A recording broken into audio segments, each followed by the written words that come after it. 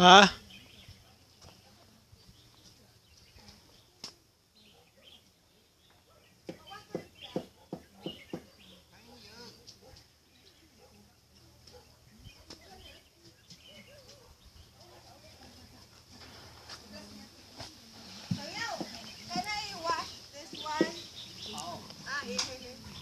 I-wash mo na lahat.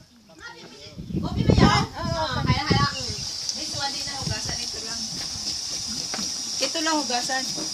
Uy! Malambot? Lalambot talaga yan. Our ulam Bebe, hugasan. ay linilinis na ang aming kakainin na isda. Parang Dapat pala dahil kumain na pa dito. 120. 120? Lahat.